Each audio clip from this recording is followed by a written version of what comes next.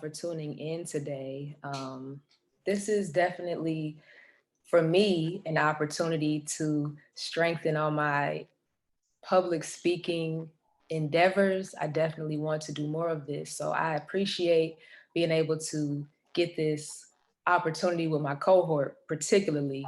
But yeah, this presentation, before I even begin, I would just like to acknowledge all of the ancestors whose names will be spoken and whose names will not be spoken over the course of the presentation. Because these individuals that I've chosen to single out are in no way intended to say that these were the most prolific artists, these were the most socially conscious artists, these were the artists whose music spoke the most about the times. These individuals that I've chosen are simply people who I feel that most of us are at least familiar with their names and also their impact. And that's what I want to kind of call attention to today as well. And before even going into it, I would also like to call attention to the fact that if we can all agree that melanated individuals are rhythmic beings, we're vibrational beings, and that the way that we communicate, the way that we create is on a frequency that is very unique. No other group can even really understand how we do it. And it's because there's a magic to it. And earlier, Kiki had said something that I found really, really profound, in that a brand is a little bit of intention, but a little bit magic. And so these individuals, they represent that in their art. And so that's why I've chosen them. And so primarily when I say the sounds of liberation, I mean, our music carries an energy that can shift our reality. And when we look at just a few decades, we can see patterns and trends that are proof that where we've been or where we were, what we were facing, and where we're headed and where we are is not the same. We've definitely been striving and making leaps and bounds worth of progress, even though a lot of times in the present day, it can feel like heavy and discouraging.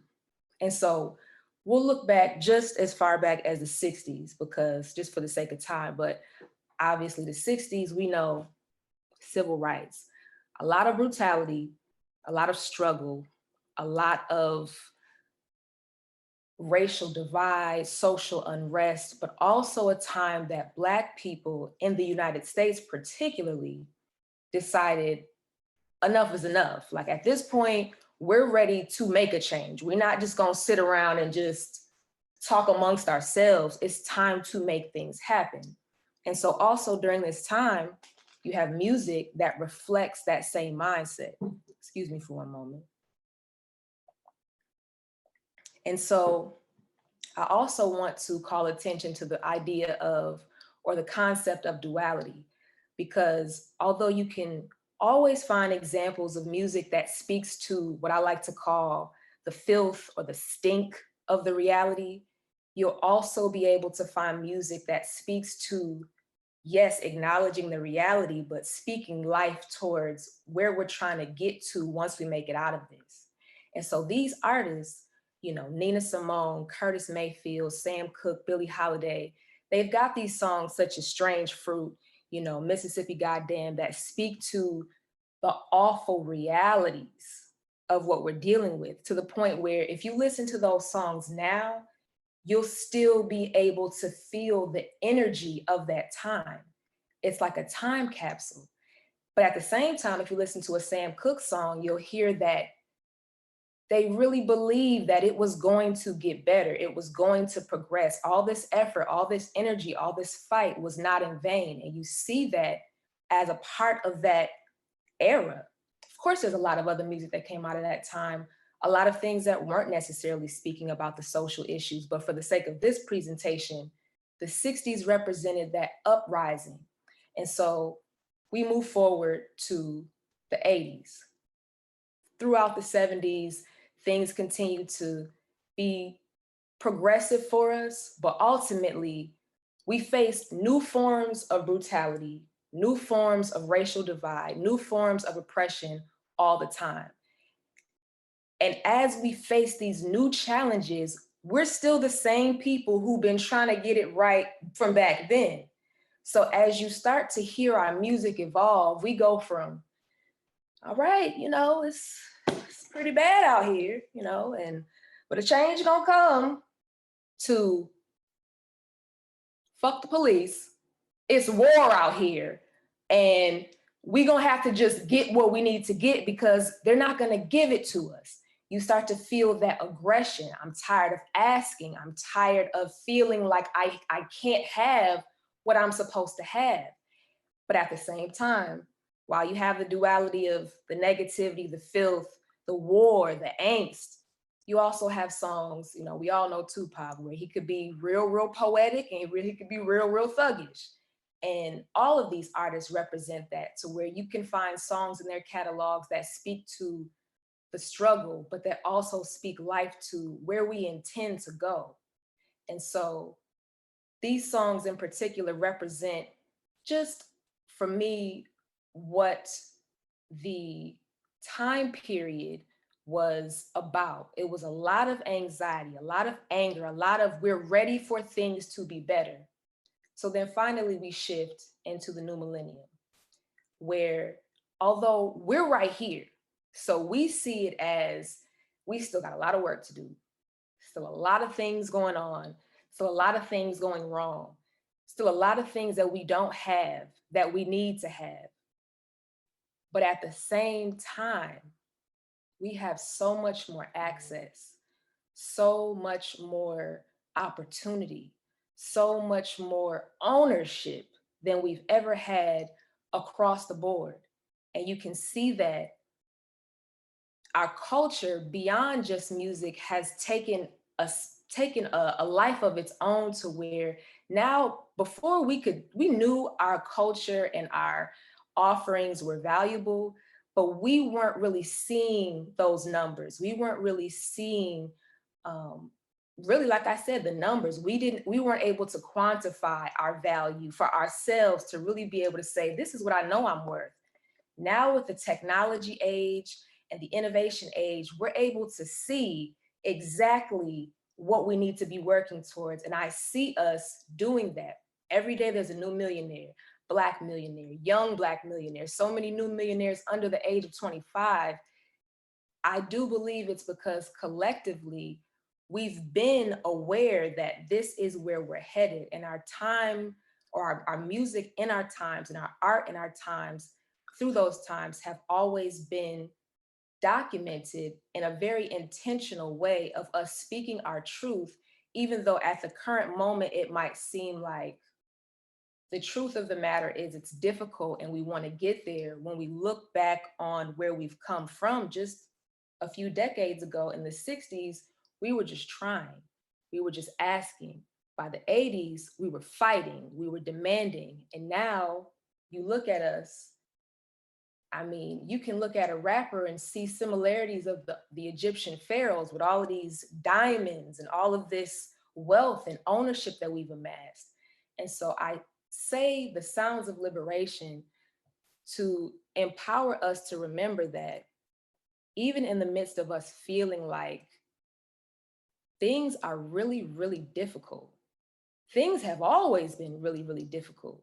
But when we document our truth, when we speak our truth, when we share our truth, especially on a collective level, to where these particular artists are the kind of artists to where when they make a statement, it kind of normalizes everybody being able to say things about it. And it's not to say, again, that these artists are the most prolific, but of course you have Kendrick Lamar, who when he dropped To Pimp a Butterfly, it changed the way musicians talked about their frustrations with whatever. Now, again, he's not the only one. People have been doing that and been inspired by many people, but it was a shift.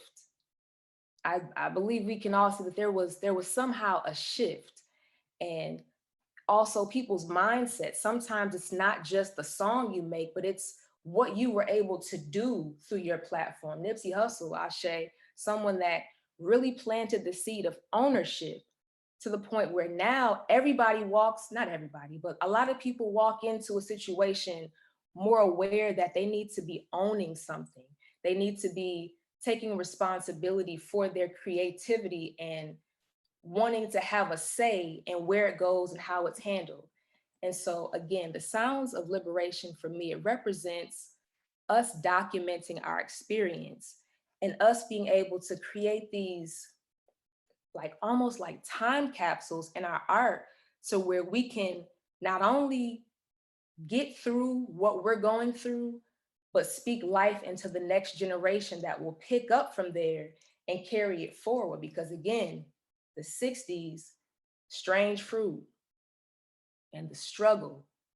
Now you have the 80s where it's just like, okay, but we're getting to a point where globally we're making much more of an impact. Our music is not just affecting people around us. The Black voice, the Black music is starting to penetrate the minds of everyone. And it's shifting everyone to be able to recognize us and honor us and celebrate us and give us what is ours as we claim it for ourselves. This is for us to look back on and say, you know what? We are going to be all right, because we've been all right. We've been doing this and we are steadily progressing. If we had looked at the 60s and we were still doing sit-ins right now, that would be one thing. Beyonce and them is royalty.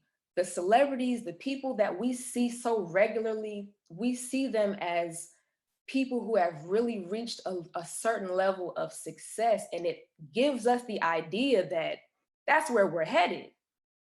And so that is what I take away from watching music evolve, watching the message in music evolve, and how it, on the surface level, can just seem like, oh, music and entertainment, but the collective consciousness is shifting in a powerful way. And it may not be because of the art, but I think it's very powerful to see its direct correlation in the art. And again, I don't speak these people's names to say that they are just the end all be all, but I would like to leave us off with this little piece of Nipsey Hussle's That's How I Knew. One of my favorite artists, one of the most prolific artists, in the way that he was able to inspire despite where he started, and how it could have easily been a situation where you don't take advice from a person like that. And so for him to have been so influential in sparking the mind of the people, the young people, to go out and become billionaire entrepreneurs, and to see that same spark constantly running in so many people's minds, I just feel like it would be great to end with hearing his voice and his input on where we are today.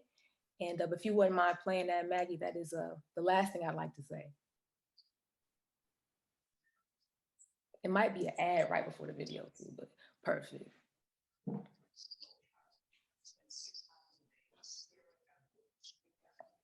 And it should play from that time too, not from the beginning.